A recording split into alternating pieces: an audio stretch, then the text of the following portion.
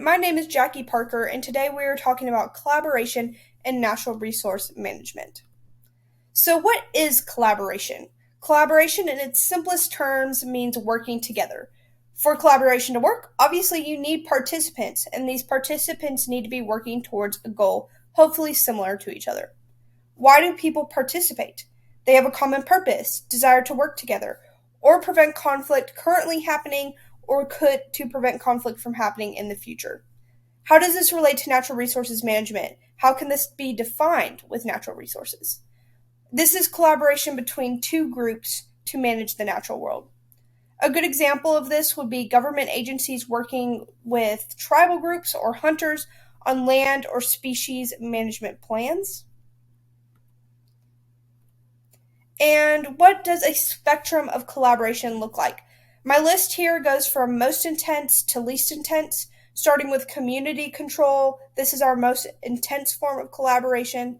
Then there's co management. This is where there are several different managers, several different people in the collaboration effort, different groups.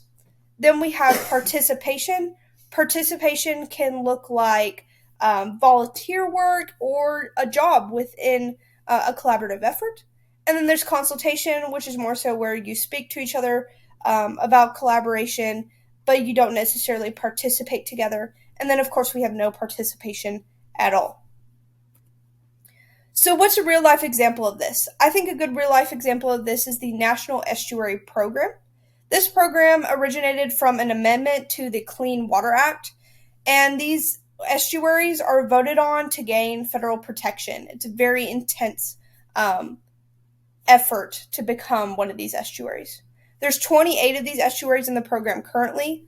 They are federally managed by the Environmental Protection Agency, and they collaborate with local researchers and communities where the estuary is located. And the reason they do this is because the government needs the knowledge of these local professionals. The government, yes, does the funding and they do protect these areas, but it's vital to have these professionals who are experts in that area, know the land, know the people, or else this would not work. So, a specific estuary program to go over is the Mobile Bay. I chose this one because it's right here in Alabama. It's located in Dauphin Island. It is ran by the Dauphin Island Sea Lab, Alabama's Marine Research and Education Center division. Overall, it is managed federally, but day to day is more local. So the people who clock in every day are there day to day doing research and out there in the field is more so local people, though there are federal people involved as well. The program started in 1995, and the program started when it created a conservation plan with the Environmental Protection Agency. Most federally protected areas or federally protected concepts around natural resources management have to make a conservation plan, and the estuary program is no different. There's four main components to this plan. There was the estuary status and trends have to be logged. There has to be ecosystem restoration and protection, technical assistance and capacity building, and education and public involvement. So now that you've seen an example of collaboration in the natural resource management area, field, let's talk a little bit about it in practice. So the National Estuary Program chooses their estuaries based on programs that have shown long-lasting collaboration with stakeholders and support from their community.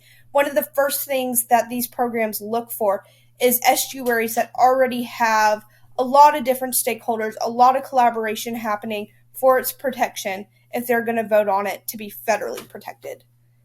Many programs for the estuaries are implemented by the local community but funded by the state and federal government. So you see a bunch of different roles within collaboration. Of course, funding is one of these, being hands-on is one of these. So what you see is the local community is more hands-on while the state and federal government handles the funding for them to make this possible. Collaboration with the public helps map out goals and value orientations. This also helps to know where funding should go. If the public doesn't care about something, maybe it's not worth the money. or maybe they need more education on this, which offers for more funding. So, knowing where the public stands on things is extremely important to know where the orientations of a program should lie. The Mobile Bay Estuary Program's goals puts it out perfectly, really ties in collaboration. They say to bring together engaged and diverse communities committed to developing a consensus on what our ecosystem priorities are and promote their implementation. So, what are some pros of collaboration? Well, there's lots of knowledge from lots of different fields, lots of different experts. There's plenty of opportunities to network, networking with the public, networking with someone who likes to visit the area, somebody who's a government official, a politician, and anything in between. And participation. The more we have people participate, the better a program can work and the better it will be cared about. And what are some cons? This obviously there can be conflict, and this conflict usually comes from different opinions on how an area should be managed. And there's also the problem of some goals, some groups might feel underrepresented if other groups are getting more attention. All right, so now that you know about collaboration and natural resource management, how it's practiced, and have a great real life example, I hope you feel better rounded on collaboration in general. And thank you so much for listening to my presentation. And here is my works cited. Thank you.